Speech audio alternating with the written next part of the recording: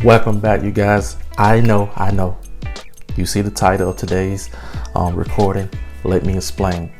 You should not buy a house this way unless you are me or someone that likes what I say today, okay? So let's just get that out in front. And yes, I have over 300 hours of learning and research about financial enterprises. So that's my experience.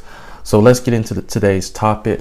Also, if you'd like to learn more, let's get that quick. Hold on. Also, if you would like to learn more about budgeting, we're hosting a basic budgeting class on Zoom. If you would like to participate, just email us at weareintentional@gmail.com. Okay, so let's get into today's topic. So today we're talking about how I would buy a house. So that's what we're talking about, how I would buy a house. And one of my examples that I'm just going to use today is, you can do however you want to put your range, but today I'm just going to say the house costs about $300,000. So if the house costs about $300,000 and you're aiming for $300,000 house, this is what I would do. Not saying you have to do this. This is what I would do. Me, I like to be more on the safe side. So I would say save at least $60,000 to $100,000. That's to be on the safe side. And when I'm saying this does not mean that you're putting down 20%. Because if you're putting down 20% and you only saved up 60,000, that's your whole money, because 10% is 30,000, 20% is 60,000. So if you're putting a down payment, you just took your whole money. So I wouldn't put 20%. I wouldn't put 20% down if I only save 60,000 trying to buy a $300,000 house. So that's just me. Hey, now I know a lot of people put 20% down because they don't want to have the PMI, which that just a mortgage make your mortgage payment a little bit more higher. So but say if you saved $100,000 for a $300,000 house, now it might not be bad to put down 20%, because look, 20%, that would be 60,000 out of 300,000. But you saved 100,000, so that leaves you with 40,000, and then you have closing costs. Might run you about 10,000, 5,000, whatever the closing costs might be. So that leaves you around $30,000 left, which is still pretty good. You still have at least 6 months emergency funds. But me, because I wouldn't do that. I probably would put either 10% or 3.5% down. That's just me, because I feel like I'd rather keep more of my liquid. I'd rather keep the cash, and I'd rather have emergency fund up to at least 12 to 18 months. That's just me. You don't have to do that. That's just me saying I'd rather have 12 to 18 months worth of emergency fund. Okay, so but if you want to put 10% down on a $300,000 house, which say you got 100,000, you saved up 100,000, which would be 30,000. So that's not really bad, because you probably end up spending, with all the closing fees and everything, maybe 40,000, which will leave you with 60,000 out of 100,000. So that's not bad. That's not a bad thing. Now you still will have the PMI because it's under 20% down payment. So anything that's under 20%, you will have the PMI, which would be an extra payment on top of your mortgage. So just keep that in mind. But so these are just some things that you can just run your numbers, calculate what you think. But this is what I would do. Not that you have to do this. I'm saying that again.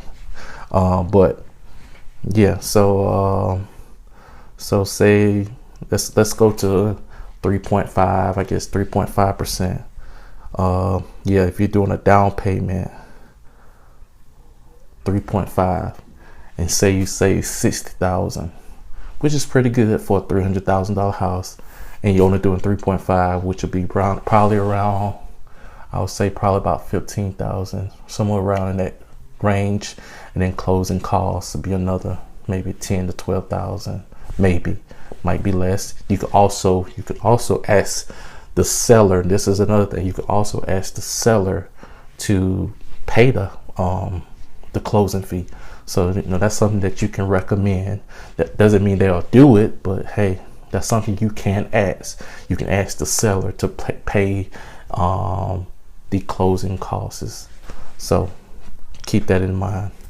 And I'm just talking in a bunch of junk, so try to catch as much as you can. I'm just trying to speed up, say it as fast as I can.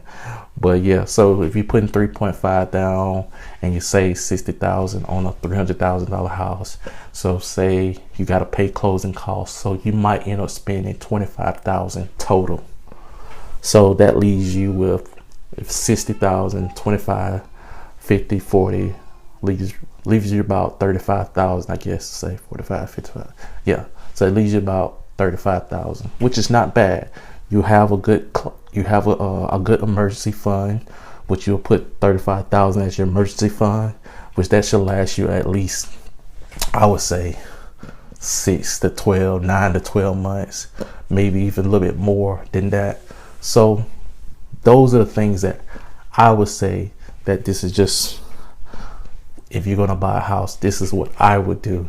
Not saying you have to do that, but it's good to have emergency fund, because what happens when people buy a house, a lot of times they buy a house, and if something break in the house and they don't have that extra money, they put all their money to buy the house, and now they're taking out loans, they're getting more debt, different things like that. So it's important to have that emergency fund and not just have the down payment.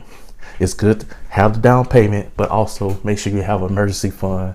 And I would say 12 to 18 months. That's just me, but it's okay to have 6 to 9 months. It's okay to even have 3 to 6 months. Some institutions, they say it's okay to have 3 to 6 months emergency funds, but I would say, just to be on the safe side, 12 to 18 months, just in case. You never know. The job might go away. You never know that you might not have that job anymore, or you might just say, I want to take 2 months off of working, and you know that you have at least 18 months of emergency fund. You have a lot of money that you can take 2 months off. That is okay. You're not living paycheck to paycheck. You know what I'm saying? So yeah. So, and also I just want to make sure I recommend this. If you want to know about closing cost fees, how to get a range, make sure you go to Bank of America. Bank of America closing cost calculator. You can do it for free. Also, I probably will put a link in my description. So if you want to just click it, you can click it. This is not an advertisement or nothing, but I just did that. You can just calculate things that you want to know about your closing cost fees, things like that. So you just get a range, and it's good to prepare that way to know everything. And also, you gotta go get a pre-approved and all of those things. There's a lot more stuff to know where your range, how much you can afford a house or something like that. So yeah, guys, that's all I got. So as always, be intentional, live intentional, stay intentional, go and be the church. God bless.